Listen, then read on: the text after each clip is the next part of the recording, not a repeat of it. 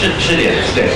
好，那请手举高，请手举高哈。那就是说，如果好，各位的公司如果已经对如何管理贵司的碳，就是哪个单位负责、什么时候负责这类的问题已经有答案的，请把手继续举起来。好，没人。好，一个、两位、三位 ，OK。好，谢谢。Thank you, Bell Steel. OK， 那下一个问题，如果在场的各位，您的公司是在上海以外的试点，或者是在国外的碳交易实体下受辖的公司，请举手。Tony, thank you. Thank you. And okay, so I presume you guys already have. 各位已经知道you guys already know which entity does what. Okay, good. Then 在场的其他所以在场的其他是非受辖的实体。那各位请您大概说一下您是哪些，就是说您是研究方面，还是您是建议就是说 consulting 方面的？可不可以请各位一两位举个例子一下 ？Anyone？ 请说。Ask him what it is. Yeah.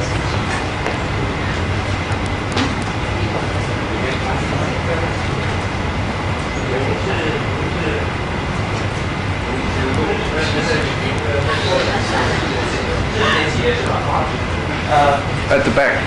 Back.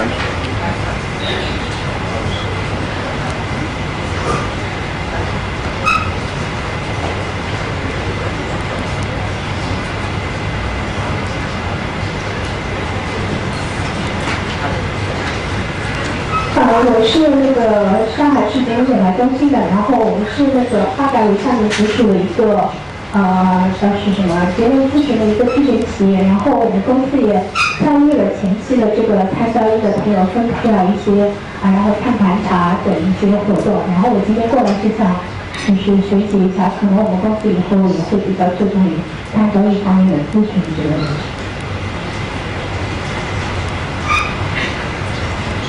还有其他人吗？各位好，我是那个上海广碳现在环境交易者这个公司的，这个也是环境能源交易所会员单位，我们呢现在已经在上海还有国内也开放很多就是类似我们机制的 CCER， 那么就这过来就是学习一下，看看这个情况，谢谢。大家好，我是英国的 B-PMR 公司，我们公司是在欧洲之前做过一些这个低碳和这个能源管理的一些咨询工作，这次到上海也想看看上海的情况，谢谢大家。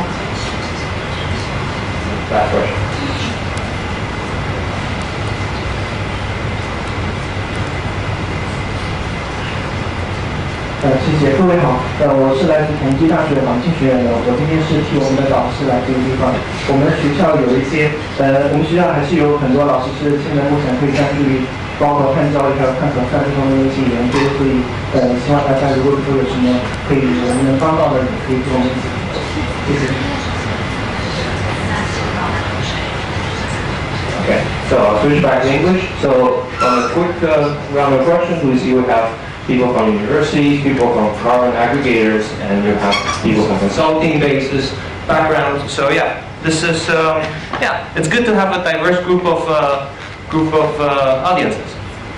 Yeah, and I think what we're trying to exhibit here is a conversation between a carbon asset manager and a compliance buyer, which, as you can see from the audience, you can have amongst yourselves. There's an ecosystem in a carbon market. And there are some big creatures like Karl and some small creatures like GreenStream. But the point is that the ecosystem, like all ecosystems, is evolving over time. And where you are now is very different from where Shenzhen and Guangdong were last year. And it's very different from where you will be next year.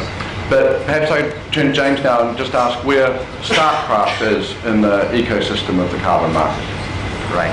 So in terms of the ecosystem, we primarily refer to the UETS. Of course, Statkraft by itself is a renewable mainly company, but we do have assets in the EU ETS, a gas-fired power plant, and because of that we are covered under the EU ETS. So yes, we are a compliance buyer. But at the same time, we provide services related to carbon, we provide portfolio management services to the customers in Europe. So yes, at the same time we are a compliance entity, at the same time we're handling portfolios of our customers. What about you, Karl?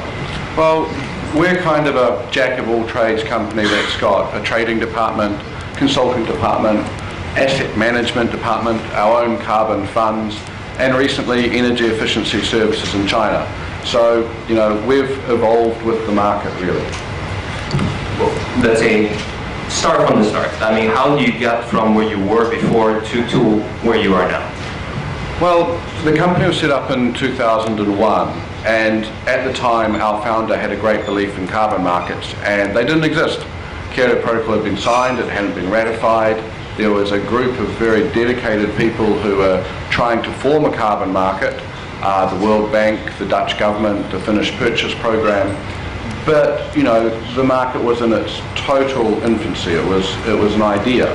And actually, in 2001, we started dealing with Statkraft on green certificate trading, renewable energy certificates outside the carbon market, because basically UC needed to pay the bills. But where were you guys at the very start? Yeah, it's actually funny. So basically, the reason we get into carbon quite at the quite early stage was actually for information purposes. Initially, you know, we have fundamental models to predict power prices. Statkraft is a power company. Back then was the reservoir level of Norway. And when the concept of carbon was introduced, our models stopped being that accurate anymore. So we say, hey, there's this component of carbon. So what happened is, as the carbon costs increase, the conventional power, the coal, the gas, will have additional costs, making renewable more efficient, hence more competitive. So we say, hey, look, we got to get into carbon, we need to understand carbon, and we're going to be covered anyway because of our own assets. So I think we started our unit around 2004 already, and then and it gradually evolves. We discover opportunities, and it goes on, and eventually get to where we are now today. So we have around 14 people full-time dedicated to carbon. So. And how does that team interact with the rest of your company? Because I think a lot of people here are in that carbon hot seat and trying to figure out relationships within the company. How does that work at Statkraft? Yeah, we mainly, I mean, we are simply put a profit unit. Simply, I mean, we're there to provide services. Initially, we set up for compliance, for informational purposes. And throughout the time, we still provide information for carbons and feed into our power traders, our asset managers in our power assets.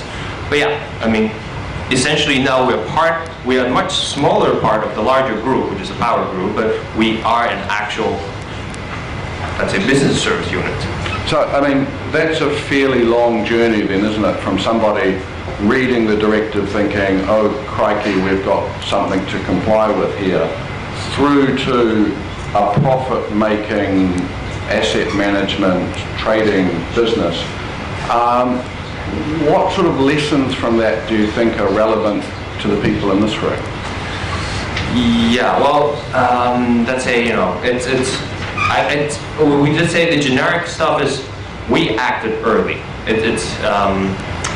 I mean, we understood the market probably earlier than most people. We're just a little bit ahead at the time, I think. So basically what happens with our power customers, we're trying to understand the market, and we actually went to our power clients like, hey, you know, are you understanding carbon? It's like, no, we give it to our back office, we'll give it to our treasurer, we'll give it to our sourcing manager, we consider it as a cost. You know, so throughout this conversation, we get to know their worries, their concerns, what we can help them. So once we figure it out, we can actually go back to them and say, hey, guess what? We figured it out. We can help you. So, I mean, first one definitely is set it up. I mean, get engaged as early as you can. And of course, be a bit commercial minded. So, you know, it's not, okay, of course it is a compliance obligation, but it doesn't mean it's not a business opportunity. Yeah. And I mean, when, in terms of the interaction between GreenStream and Statkraft, when would Statkraft reach out to a company like GreenStream and say, okay, this is outside our competency in the team in Amsterdam. Can you guys help us? Well, I guess you guys are the expert in terms of the offset. So sort of turning a project to generate into credits. Yeah, our main concern is we need to comply, so we need to have the credit at the time we need, our clients need it in order to have the credit. So of course, investing in those projects has risks. Okay, the external cost is low and the internal payment cost curve. So we need somebody at the outside with the technical knowledge to do so. And of course, companies like GreenStream has the technical background, has the commercial understanding of the market, and the technical side. So this is the part where we can come together, where they help us reaching the credit, giving us more certainty on when and how much credit we will get at the time we will need it. Yeah, I mean, just going back to the ecosystem, I guess there's kind of a role for all different sort of size and style of creatures here, in that, you know, GreenStream as a professional carbon company is playing a non-compliance role, a service role. And I think that's something that you haven't yet seen in the Chinese pilots, and I think that will develop indigenously. I think there are you know, Western companies like ourselves with offices in Beijing, but there will also be local Chinese companies who grow up to fill some of those service roles to the Statkrafts of Shanghai, the Bao Steels. And that will be a dynamic relationship, because some of those service companies won't necessarily provide quality service, and they will disappear. And some of them will provide quality service, and they will be rewarded for it. But yeah, I mean, I confirm what he says, because I mean, you can, as a unit, you cannot simply do everything. You could try. It could be in your advantage, but I mean, it is an industry, and of course, it sometimes is good to, let's say, to let the most competent party do the most essential tasks. So, if I can ask a question I don't know the answer to. Yeah. Has Statkraft ever invested in a carbon fund? Yes, I think we actually are in a few carbon funds, but I think to name it out of my head, UCF, the CDCF, and PCF, and that's to our Norwegian entity. Yeah, I think we got you into the PCF actually. But maybe if you could just expand on why a company like Statkraft would hedge its bets by also investing in a carbon fund, as well as possibly purchasing projects from GreenStream, as well as developing its own internal projects. Well, the thing is, the nature of this type of project is you have to invest, let's say, at least in the beginning, you have to invest a certain amount of capital up front, and whereas the output, the credit generated, the timing and the amount is not necessarily certain. So what you do is you try to get a group of projects, bundle them together so that the variation in individual projects will offset with each other. And of course, for a single company, it is quite costly to have 10, 20 projects on their own. So what you can do is you can have somebody managing a group of projects, and you, as a part of a larger participant group, to get a small chunk of that, which is more diversified, which is more certain. I think that would be the main rationale of going to funds such as these. Yeah, I mean, I would agree. And I think it's probably going to be soon a role for a Chinese CCR offset fund, bundling together some CCR projects, offering them to compliance investors in Shanghai with their 5% compliance threshold, saying, do you want to put in 5 million, 10 million, and we will deliver you CCRs in return. I mean, I think that is another level of sophistication that will undoubtedly come to this market. If the opportunity is right, yes, definitely. So, I mean, of course, we need to understand what role Statkraft could play in the grander scheme of the Chinese pilots. That's why we're here. We're actively engaged, trying to find out, talking to you guys, seeing what's your worry, how can we help. So yes, but I mean, to come back to your question, if we understand what we can do, and if the offset is the way to go, definitely this is something that we can consider completely. So yeah, and I mean, what areas would you see GreenStream and Statkraft competing there? Well, I mean, what you essentially provide is a portfolio service on offsets. What we're seeking to do is portfolio services on offsets as well as multiple other certificates, perhaps permits, perhaps additional type of offset that could be used later or is already able to be used now.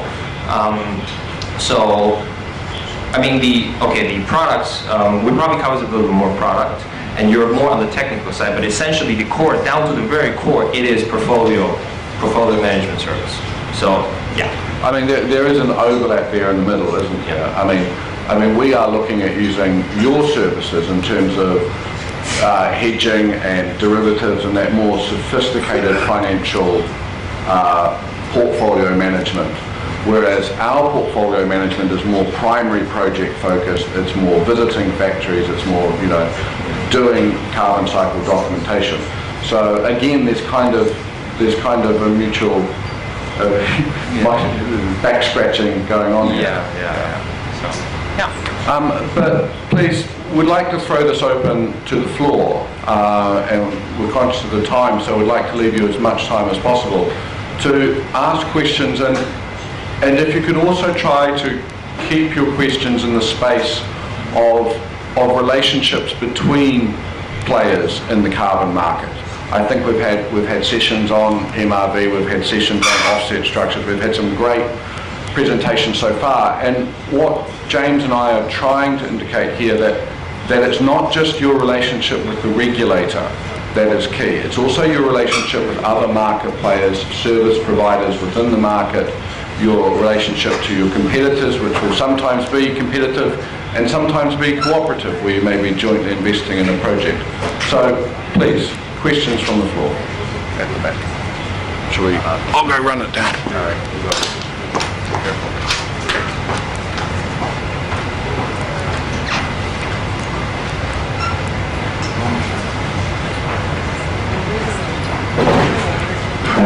Hi, my name is Kenneth. I'm from CLP.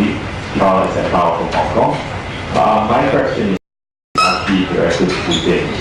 Yes. I think a lot of companies right now, especially China or overseas, are having such a dilemma right now is they're facing to the fact that they are going to be obligated under different schemes.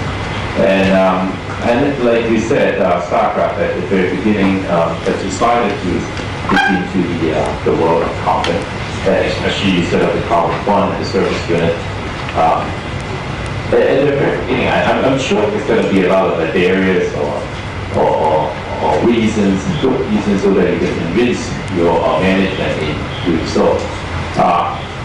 My question is actually, how are you going to convince your management, or what are the main reasons you can actually convince your management in doing, exploring these, I will say, the other arms of their business, other than the main business?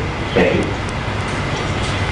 So it was Kenneth from CLP. China Line Power, yeah. Okay. Yeah, that's a very good question.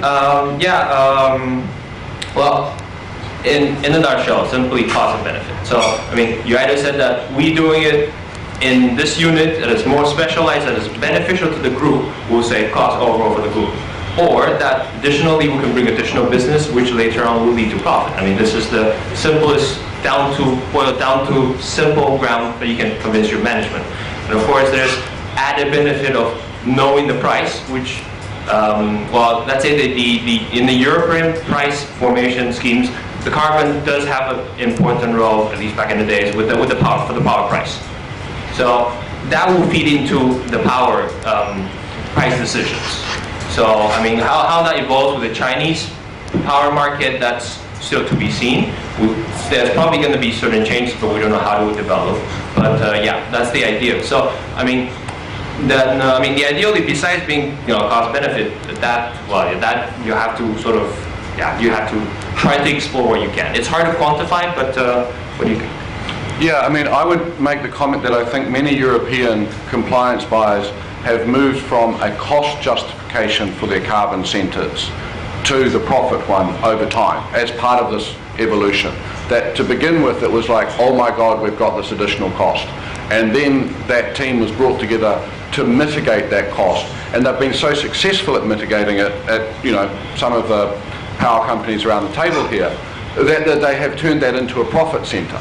Now that profit centre has probably been diminished recently as a consequence of the market position, but certainly if you went back a few years, since 2005, these teams had moved from avoiding cost to, generating profit, and both are very sensible rationales. More questions? More questions?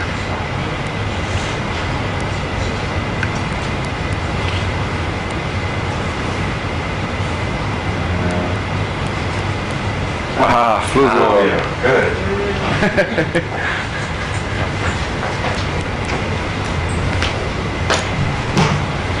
So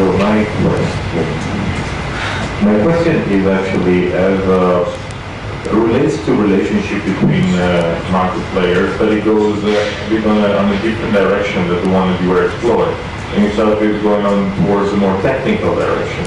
So you study that is a kind of like, you want to say, upstream maybe. So if there is a relation between a compliance buyer and some sort of service provider that can provide more technical services, in the direction of seeing not some more technological abatement instead of like going through the offset side and the market side, but more like going on the other direction.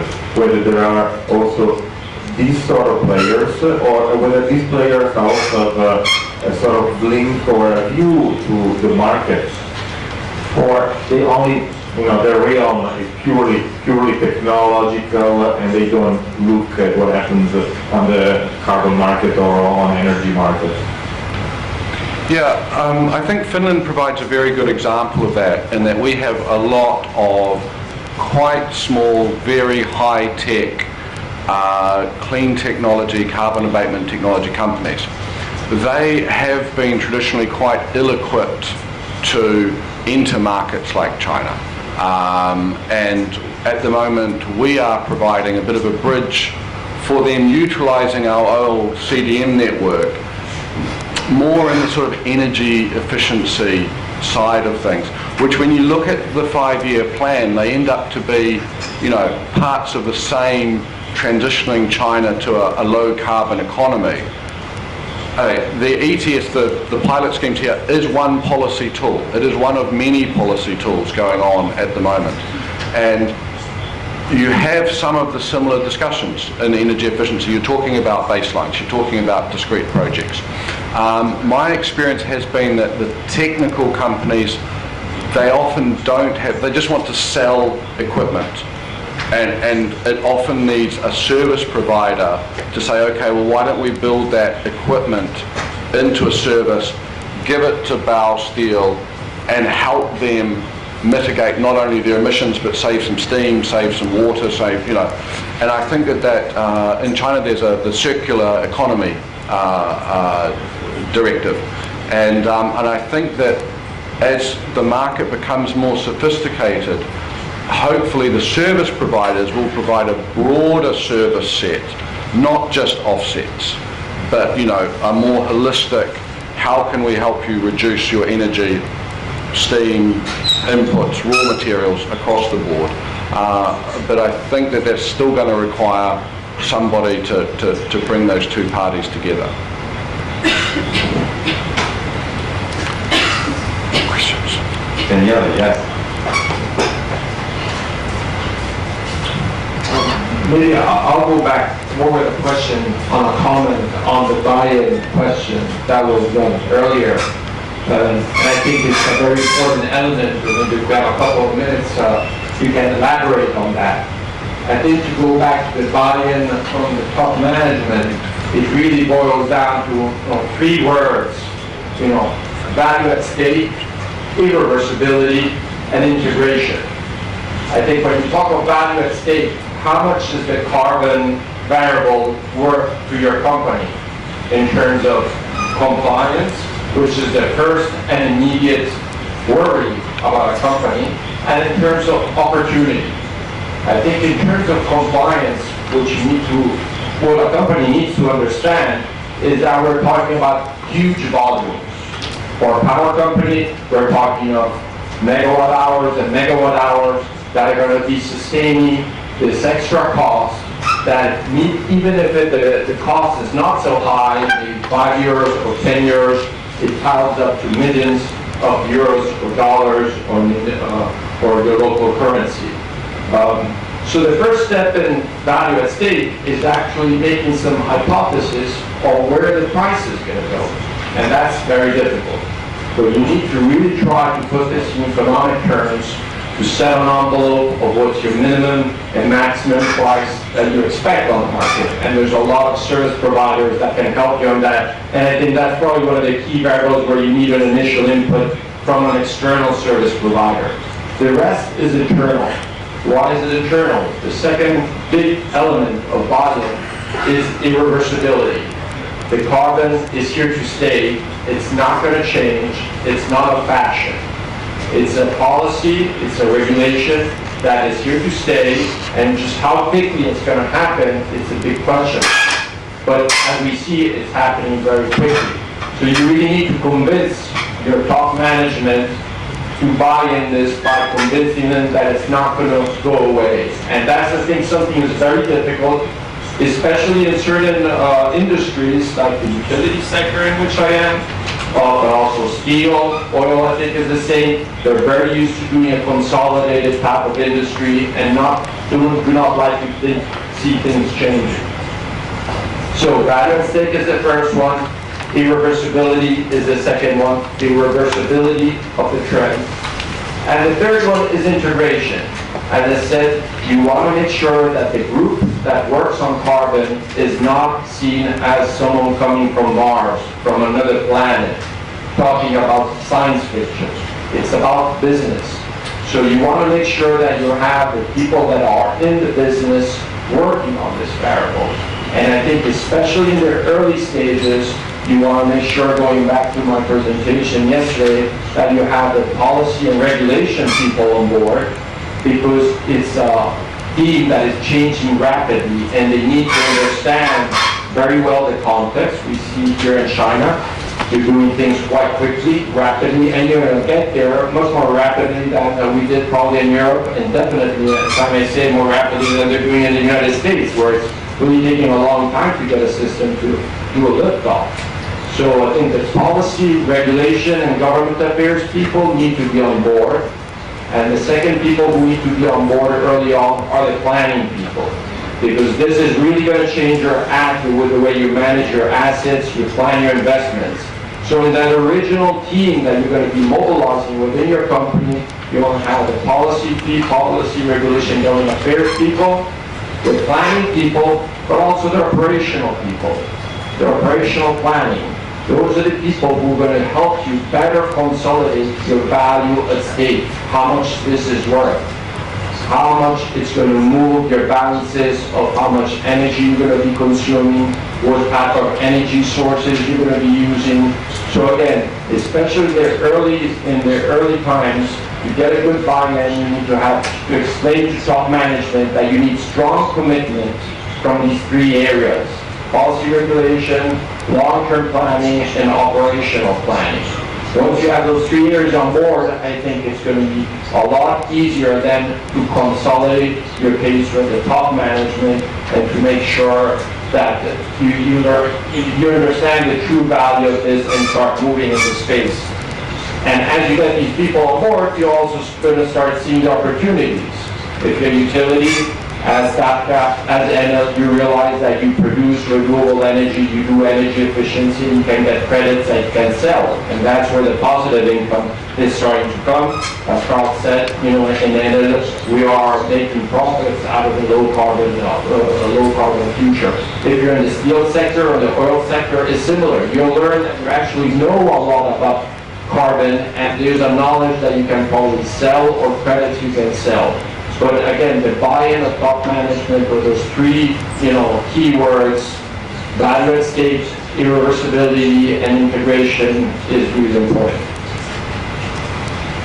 Great, thank you. If I could now actually direct the conversation in a slightly different direction and ask a question of Dirk as to what role IETA has played since its formation in assisting Enel and Statkraft with their own internal processes, and also enabling the sort of conversation between GreenStream and Statkraft and the development of the ecosystem. And Dirk, if you could explain further.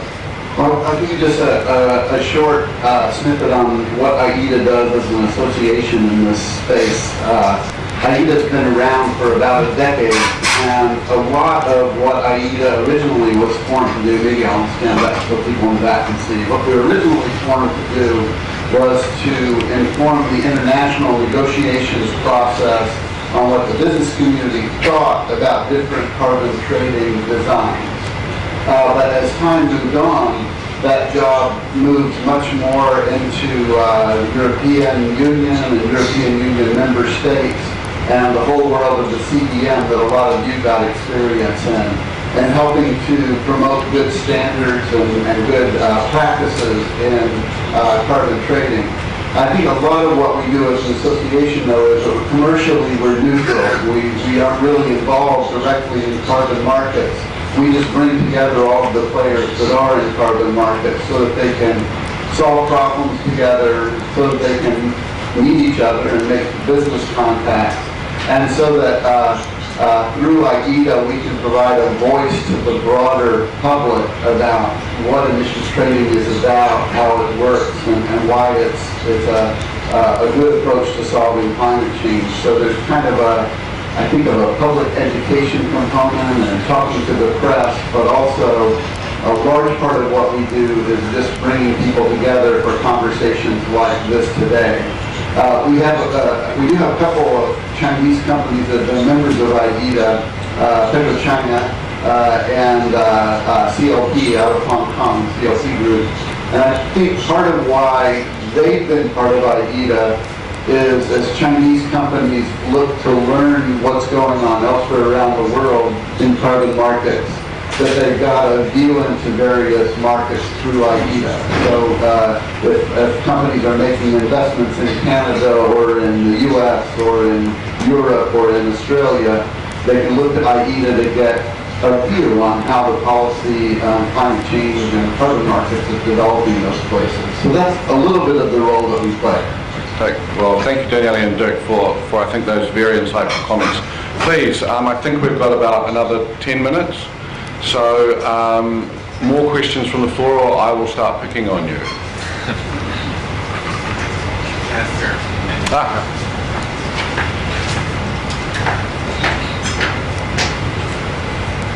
Hi. I think in developing markets like China, the CDM really boomed and people have a lot of experience in CDM. But what we often see is a reticence because of the recent market experiences of the traditional CDM players to expand into more like the cap and trade kind of consulting assignments and arrangements. It could be often because of lack of knowledge. So I was wondering if you have any tips or message for those CDM consulting companies that they should not lose faith in carbon and still they should reinvent themselves and move into this new space which is way beyond offsets. It's much more economic and much more analytical in nature.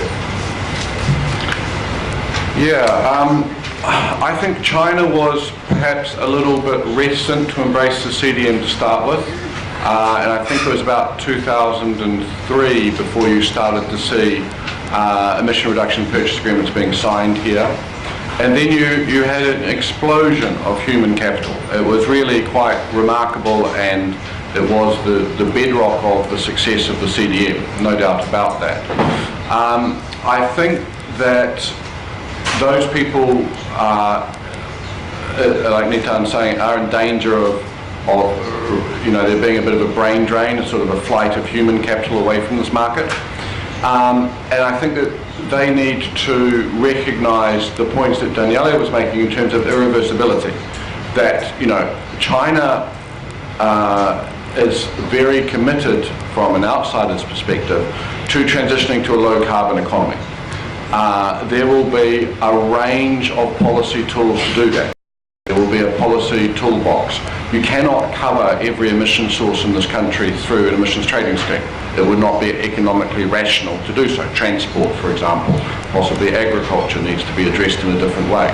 So these people need to, I think, perhaps broaden their vision of where they can apply their skill sets, and to ground it in, the personal. GreenStream, of course, many years ago was pretty much a CDM player. We had, 90 odd CDM projects in China. We used that expertise to go in all sorts of directions. Water trading, nutrient trading, whereby you trade the amount of phosphorus that goes into the Baltic Ocean, through to energy efficiency projects in Russia, through to green certificate trading, through to just shipping technology, clean technology to places, because we understand the technology and we understand the impact that it has on South African steel plants. So I think the answer is that perhaps have the faith that the process is irreversible, analyse the policy instruments out there, and then see where the skill sets of those consultancies can be applied, because I do believe there is a great opportunity for them in China. Please, one last question. Peter. Over here with Peter, I think.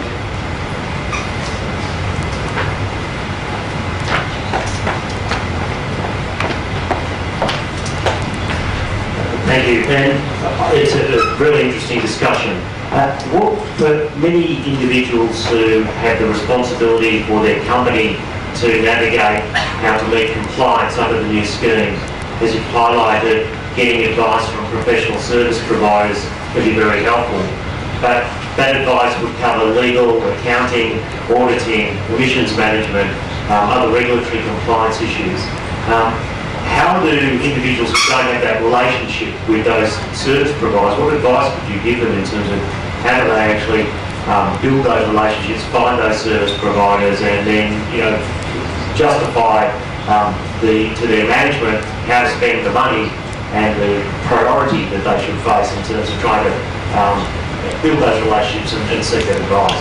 Yeah, I mean, we have found that our membership of IETA has been very good value in terms of building exactly these sorts of not only business opportunity relationships, but knowledge sharing relationships. People who you can call, when the backloading proposal comes out and I'm scratching my head as to what to do with my ERUs, I've got a circle of people I can call. I would hope that IETA perhaps extends its reach into China, but also that indigenous Chinese bottom-up trade associations, low-carbon development groups of people with similar interests develop, unite, share knowledge, communicate, and I think that there are some sort of perhaps sort of leading lights or companies that are more advanced here. And if I can go back to yesterday's discussion with Bow Steel, they seem to be very sophisticated in their approach.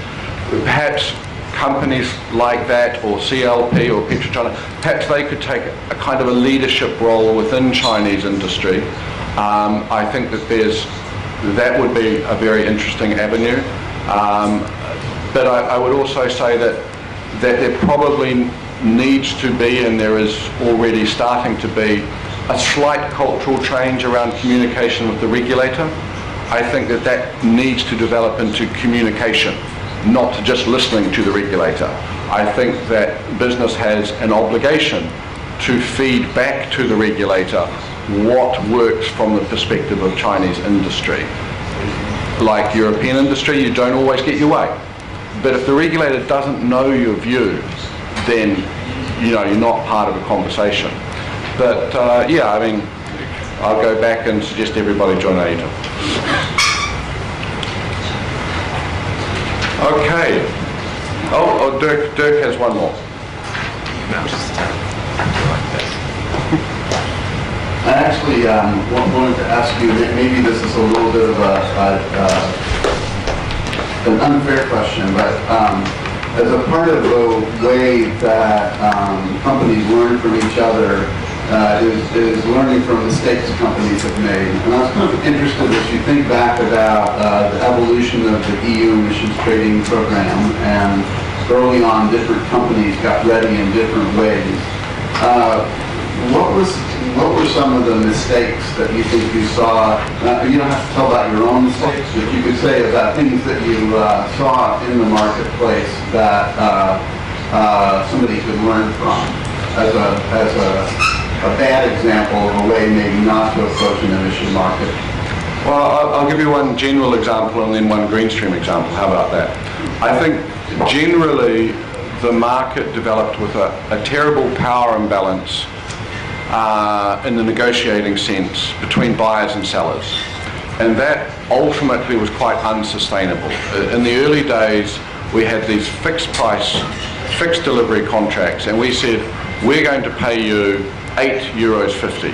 And the seller said, but what happens if the market price is 25 euros, like my analyst says? And we say, oh, well, it's a forward contract. If it's below that, you win. If it's above that, we win. That's the way of the world. And of course, that created non-aligned economic interests that were actually really put under a lot of pressure by the changes in the market price, and a lot of people walking away from contracts that should not have been. And I think that the market has learned from that mistake, and we now see a lot more variable pricing, a lot more sophistication in the way that we buy carbon. To give a personal example, back in the day, lots of people like Climate Change Capital, Eco-Securities were setting up carbon funds. And GreenStream said to itself, everybody's setting up carbon funds, we should do this. But what GreenStream lacked was the sort of access to capital markets that people like Eco-Securities had. And we were unable to put 150 million euros on the table to buy carbon in our own name. For a long time, that looked like a mistake, because we operated a different model where we took a management fee. So we managed other people's money in purchasing carbon credits. And for a long time, we were sort of, we were a bit slow. We were not dynamic enough in those early days to capture Statkraft's decision to put money into a carbon fund. We were a year, 18 months late. In retrospect, given the way that prices went, getting 2% on, people's money turned out to be a genius plan. But I'll put my hand on my heart and say it was an accidental genius plan. And another one perhaps is our interaction with our clients is typical thing that happened is indecisions actually. So typically what happens, you have a company who approaches going like, hey, we have a long or short position, but we don't like the price. And we're like, okay, so what do you think the price will go? For example, buyers saying, we think the price will go down. But then I cannot take the decision because I have to recognize it the moment I buy it. So they wait and wait and wait and wait without realizing that not doing anything is in itself a decision as well. So you are taking a position. So, okay, you have to balance, but it doesn't make sense to just do nothing. So just remember, doing nothing is also a decision. So yeah. And often a not very good one. Okay, I think Jeffrey is waving at us. So thank you very much for your attention, and thank you again to the DRC and the Exchange for the invitation to be here.